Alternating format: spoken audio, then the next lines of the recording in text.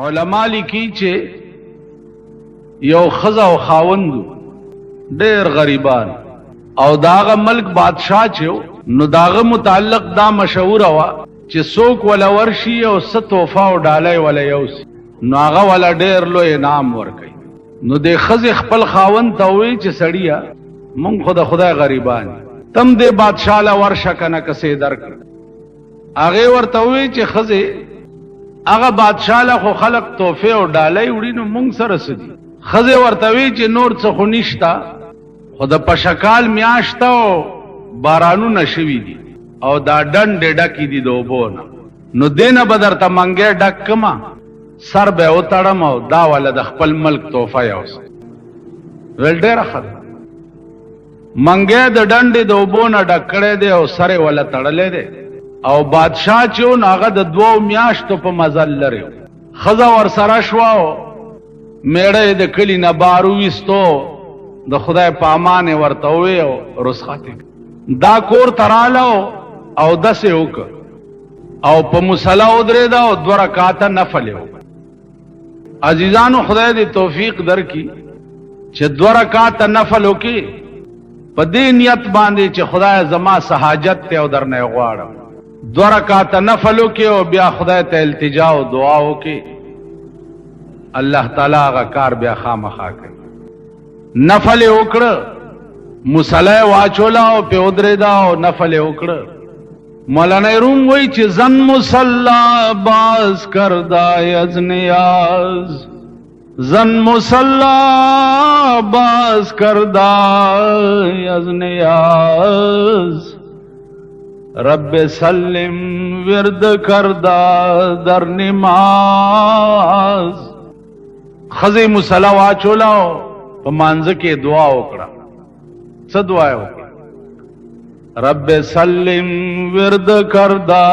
در نماز. اے خدایا زما خاوند د 2 میاشتو په مزل باندې لری لاړو خدا صحیح سالم اورسه او بیا پډکه منګل واپس راولا. دا دعا 2 میاشتې کې سړی بادشاہ ته ورسېد او درخواست وکړو چې صاحب یو سړی راغلی دی او څه تحفه یې راوړی. بادشاہ ویل راننه باسي چې دننه بوتلو سړی په خیر رالی جوړې په خیر خیر شه بچیا څه دې راوړي دي ورته وی ماء الجنه د جنت وب مې راوړي. بادشاہ ورته وی ماشاء الله سبحان الله الا لك ګلاسونه راوړي چې دا د جنت وب دا ټول د دربار خلق اوس ګلاسونه راوړو اندازو کوي چې 2 میاشتې کې په منګي کې کومه وب پراته نو چې داغه ببوین څنګه ای او داغه بخوند څنګه ناول هغه ګلاس بادشاہ اوس کړ او الحمدلله او بیا وزیرانو ته وی چې اوس کوي. وزیرانو خیال کو چې د 2 میاشتو وبدي او چې بادشاہ اوس کړي نو بیا جنې جو سکارو چې نه وېس کړي نو وزیرانو ټولو هغه ګلاس اوس کړو چې وېس کړو نو اوس بادشاہ دې سړی ته وای اسدا ټکه یاد لري چې دا عظیم انسانیت دا څومره اوچت شي. بادشاہ تا ګورا او د سخا او بو په عوض کې دې سړی سره خبرو ته ورته وی وسړیا دا تا خو دومره لوی عظیمه توفه راوړې وه چې په خدای قسم کما سره د دې قیمت شته چې زه تعالی درکړم خو زه د دې په بدل کې به یو حقیر غوندې شی زم درکړم. حکم یې وکړ چې دا سړی خزانه تبوزي او دا منګه ورته د سرو زرو ډک او بیا د دریای دجله په دی غاړه باندې دا سړی تیر کړي. دا ورته وخایي چې دلته وبو ګوره دریابونه بیږي دلته قیمت ستا د وبو نو دلته قیمت ستا د اخلاص. عزیزانو دا واقعیا شارحینو د حدیث د یو روایت په ضمن کې لیکل. روایت دا ده چې په قیامت کې به الله چې چا ناراضي شي نو داغه ګناهونه بم په نیکۍ بدل. نو شارحین د حدیث چې دی هغه په دې کې متردد دي چې ګناه په نیکۍ څنګه بدلی. دا شی عقل نه بار دی. نو که تاسو خیال وکئ دین د عقل شی خو نه دی. دین خو هغه شی دی چې چرته د انساني عقل خاتمه وشي الته د دین ابتدائی. نو شارحین د حدیث وایي چې عقل دا تقاضا نه کوي چې ګناه په نیکۍ څنګه بدلی. نو شارحینو دا واقع لیکلی ده چې تاسو وګورئ د دنیا بادشاہ چې وغواړي نو هغه څخه اوبه په سرو زرو بدلی. نو قیامت کې چې الله وغواړي نو هغه ګناه په نیکۍ نشي بدلوي. نو زما عزیزانو په بادشاہانو کې دومره عظیم بادشاہان تیر شوي دي چې عقل ورته حیران. او دا ټول سبق چې پیغمبري سبق و. هر یو بادشاہ د پیغمبر د شان او داغه د تعلیماتو نه به خبرو. نو د الله مهرباني به چې وشوه نو هغه رنگ به پې وختو او داغه خصلت او خوی چې دی هغه به همداسې شو. لکه تاسو وګورئ د موسی علیہ السلام زمانہ ده او یو سړی دی هغه ګډې سره. اوس خیال دا کړی دی چې ګډې خو سره خو دې سره سره خدای هم یادوه. نو لګیا دی چې یا الله ته به چرته ستړی به چې لږه چاپی درته وکړو. یا الله ته به چرته زما د دې ګډو د چیلو ډیر مزیدار پی دي چې دا در باندې وسکم. یا الله ته به چرته جامې به دي خیرنی چې درته ووینځم. ځای وظیفه ده. اوس عزیزانو په ظاهر که تاسو وګورئ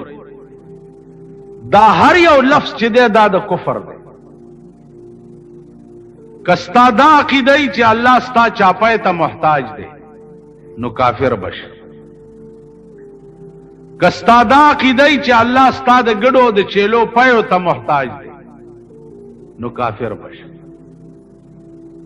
کستا دا عقیده چې الله ستا جامو وینځلو ته محتاج دی نو کافر بش. دا الفاظ وګورئ په ظاهر ټول د کفر دی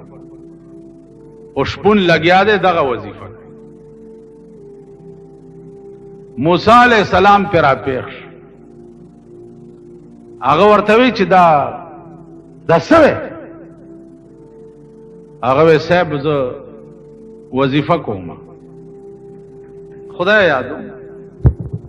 هغه ورته ظالمه دا څنګه خدای یادې؟ دا خود کفر الفاظ. الله دې کدا عقیده رااله چې الله زما دې شي ته محتاج دی نو په ټکي به کافر شي. ټول کائنات خدای ته محتاج دی او خدای چا ته محتاج دی. نو دا خو د کفر الفاظ دي. اشپون ورته وی چې موسی کدا د کفر الفاظ دي نو زما خو شپېته کاله وشو چې زه دا وظیفه کوم. موسی علیہ السلام ورته فرمایل چې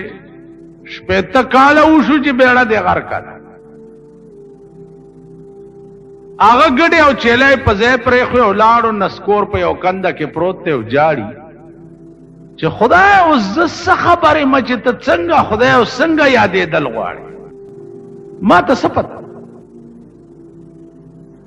لکه زمونږ دا زمانه اوس وګورئ دې سپینګیرو بوډاګانو نه تپوس کوي چې کاکا تاسو خدای څو منئ نو دا خو به وایي چې یوې منو. لیکن تا سره د خدای په یووالي څه دلیل شته؟ ته خدای ولې یو منې؟ دلیل لرې؟ نه به وایي نه. نو دا یاد لره چې خدای څوک یو مني او دلیل ور سره نه دا ایمان ناقص دی. دا ایمان کامل نه دی. الله چې یو منئ نو داغه د یووالي دلایل بزده کوئ. رسول الله صلی الله علیه وسلم چې د خدای پیغمبر منئ نو داغه د پیغمبرای باندې دلایل بزدا کوي چې داغه د پیغمبرای دلیل څه دی. نو که خدای یو منی او دلیل در سره نه دا ایمان ناقص دی. که پیغمبر یو منی او خاتم النبیین منی او دلیل در سره نه دا ایمان ناقص دی. تاسو خیال راغی لکه هغه ورځ د قادیانانو یو کتاب ما ته چارا پاغي کې حواله ورکړي دي چې رسول الله صلی الله علیه وسلم لا نبی بعدی حدیث چي ده. دا حدیث غلط ته پیغمبر دا نه دی ویلي چې ما نرستو بل پیغمبر ناراض او حواله ورکړي دا په تفسیر در منصور باندې. تفسیر در منصور صفحه فلان دالی آ کتاب ما تدلته یو سړی را ما هغه حواله چې وا په تفسیر در منصور کې وکړه نو حیران شو چې دا روایت د حضرت عائشه دی چې تفسیر در منصور نقل کړي الته بیان څه شه دی او مرزایانو ته جوړ کړي څه شي. نو ماوي چې دا ظلم په دې ملک کې دا د حکومت دی چې په اسلامی مملکت کې قادیانی غوندي کافر او مرتد ته د پمفلټ شای کولو څنګه اجازت ورکړل شي. سره د دې چې ستا د ملک صدر چې دی کتا سوداغه تقریر اوریدلې الصلاۃ والسلام علیک یا علی خاتم النبیین وای کنه وای تم داغه تقریر اوریدلې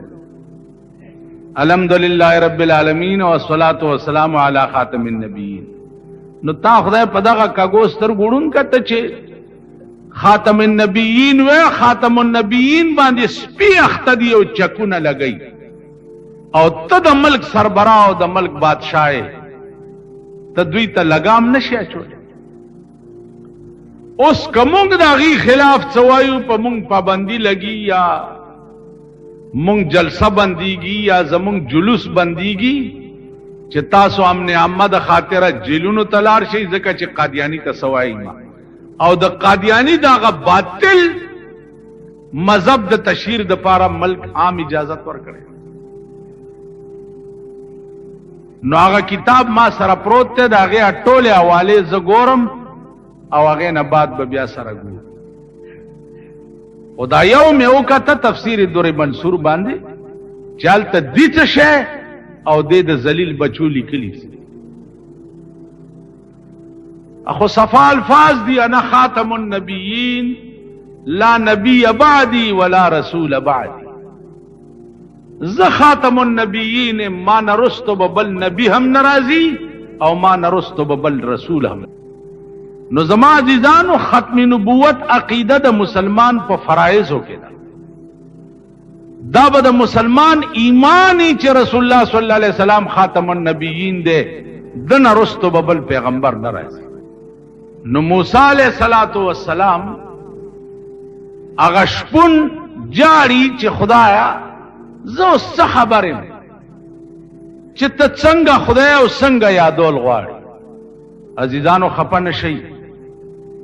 تاسو تجربه وکئ. مونږ نور مذهب خو پرېږدا زمونږ دا کلمې د عام خلقو نه اورېدل شروع کړي ټول خلک کلمې غلطي وایي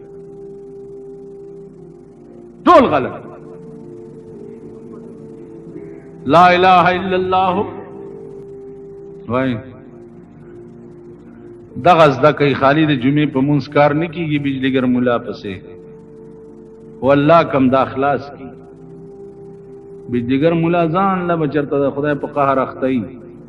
زولنې به په خپو کې پرتی وي او خدای خبر چې کم دوزخ ته به راکاږي ته پوښې دغه زده کوي لا الہ الا اللہ گنگن مکم آخوانا ورده لا الہ نشتہ دے معبود برحق وائی لا الہ نشتا دے معبود برحق الا اللہ سوا دا خدای لا مانا ایچ نشتا ایچ او کشتنو څوک دے الا اللہ. علماء متکلمینو کی یو ډله ده چې هغه د هیڅ شي په وجود قائل نه ده. ایچ لا موجود ایچ شی نشته. هلکه دا تاسو چې وای مونږ ایچ شی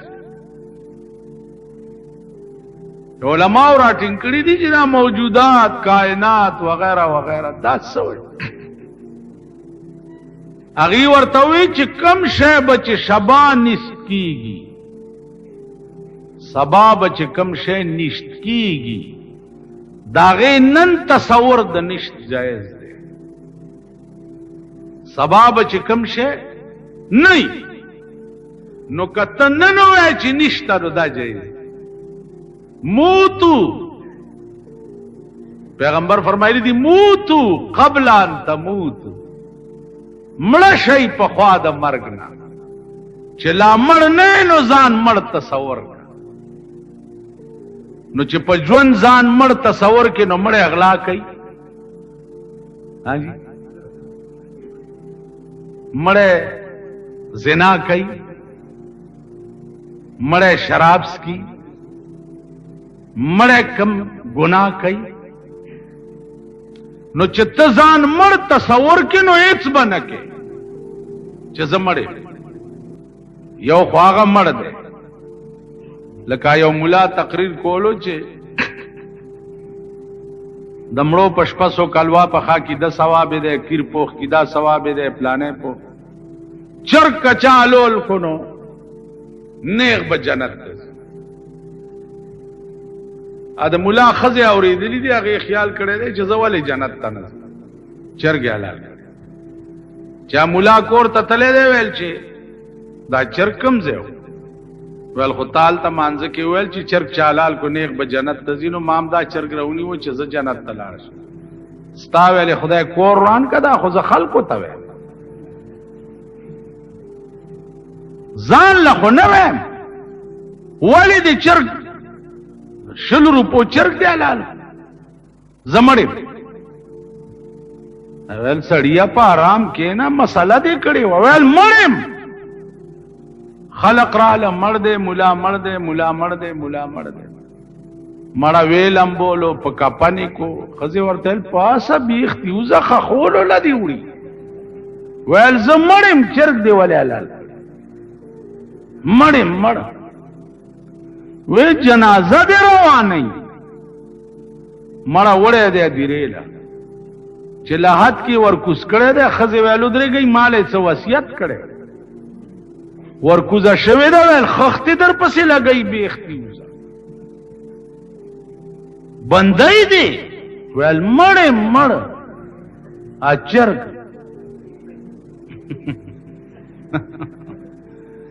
ویل خودره ګن پاس چرا ټوپ کړي دے आवाज کړي دے ویل خلق واوري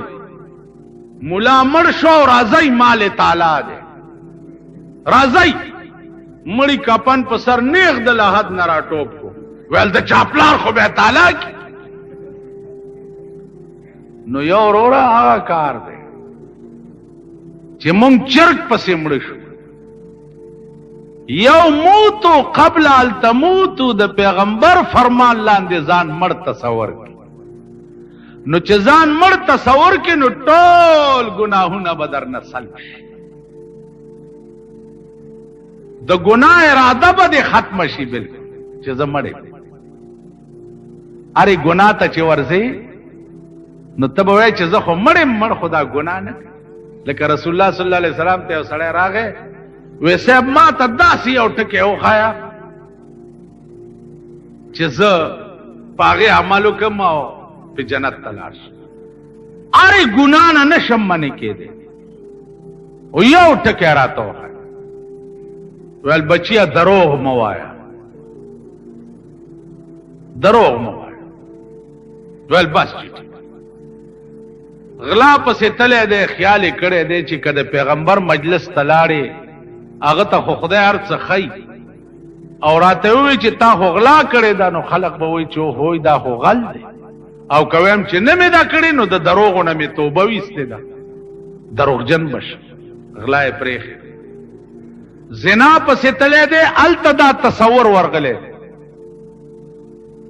چې که پیغمبر تپوسو کو چې تا خو زنا کړي دا کوم چې نه مې دا کړي الته مې دروغ نه توبه وسته دا او کوم چې کړي دا نو خلق به وي چې دا خو زنا کار ټول ګناهونه په دې یو توبه پرېخ زما په خبره پوهیږئ زمونږ توبې چې دي عزیزانو هغه وایي په خوله لا اله په زړه کې ټک د پاسه برګ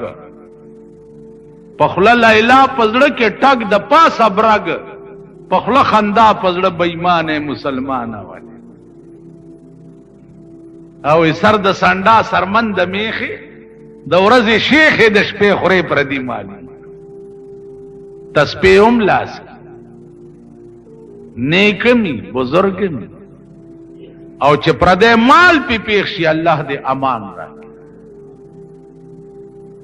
عزیزانو پردې مال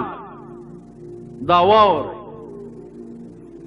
یو پیسہ دې چې پردې په گردن پاتې شو یو پیسہ په قیامت کې به الله وایي چې ټول ګناونه دې معاف دي جنت تزا خود دې سړی یو پیسہ در باندې و اور کنو بیا ځه د بمنډه کی چې پاس سره خو پیسې ډېرې وینو هغه پیسې به د جهنم په بیخ کې ورته ښکار شي تفسیر ابن کثیر لیکلی دی چې دی به ورپسې ورټوب کی ا پیسې به راوالي چې پاس راځي نو ا پیسې به بیا وروغورځي او یا زرا کاله به دغه سي غوپې په جهنم کې په یو پیسې پس یو لیش زمکه دي چې پردای لاندې کړي و یو لیش زمکه دا وړه طبقه زمکه به په غاړه کې وي او خدای ته به پیش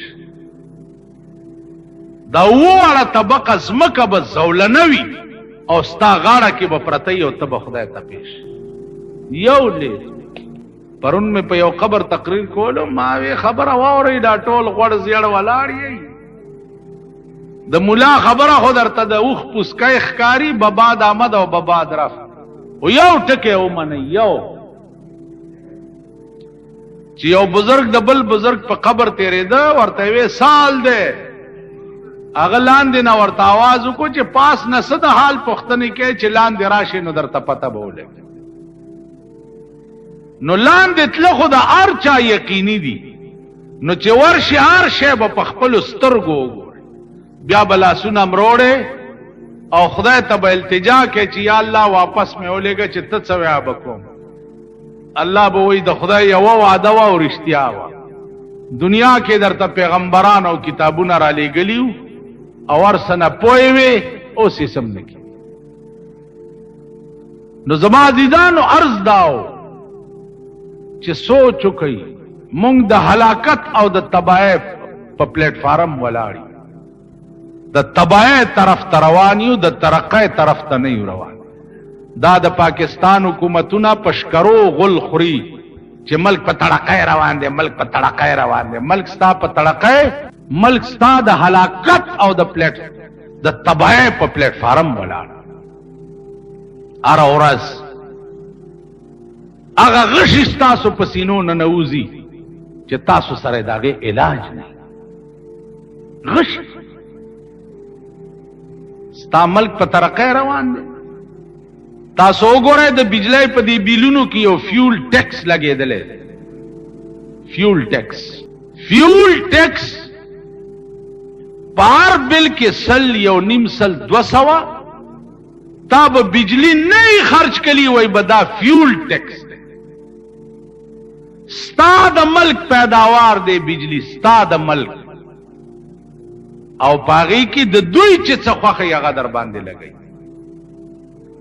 انکم ټیکس وګورئ انسپکټرانی په دکانونو باندې ګرځي ستا سمره انکم دی او دکان سمره کوي دا او سمره د ورځې ګټې او سکول کې دې څوک سبق وي او پلانې څه چل کېو کړه دې ښه او که بدي د انکم ټیکس چیټۍ چې در پسې راشي هلته به ځې که دې نه ورکې حوالات او جیل کې به دې اچي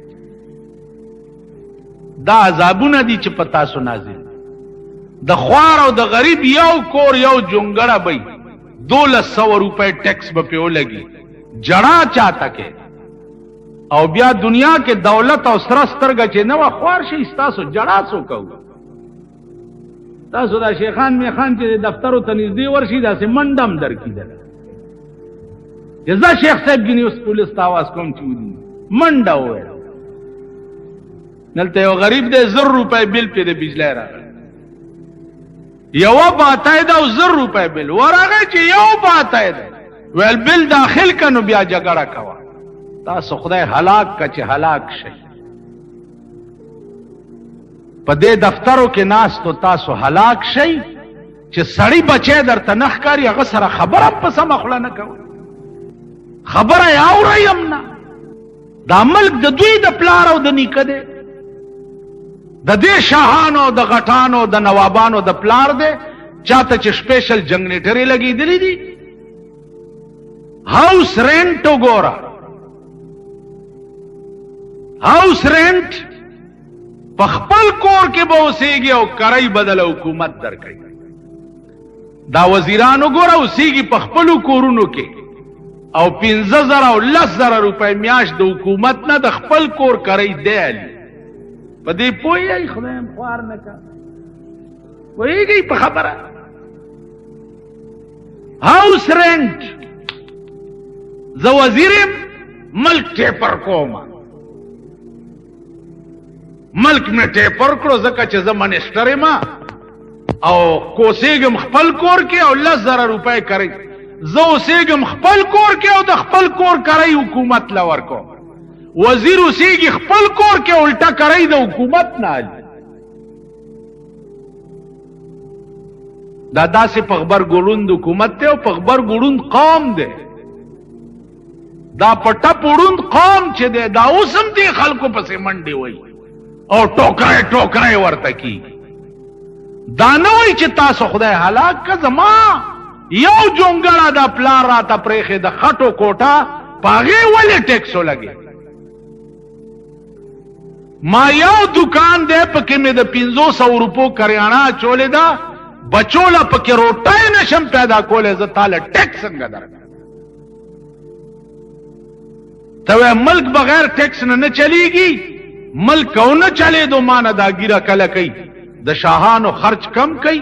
نن ستا د کرکټ په میچ باندې کروڑونه روپۍ خرچ دی د ملک دی که نه دی ډېر ښه یی ډېر ښه تاسو غریبان هم په کور کې ټلویزیون ساتلی ټوله ورځ کرکټ میچ ته ناست ساتلی هم دي که نه ووایئ د غریبان دا خواران دا خړمخي نه د سوټمارې زامن دویم رنگین ټي وي په کور کې ساتلی دی ټوله ورځ کرکټ میچ ته ناست دا زمونږ بچي وګوره حرامیان د حرامو د نطفې پیدا دومره ریډوګان هم ورته اغستي کم ماشوم چې ګورې غوږ ته یې نیولې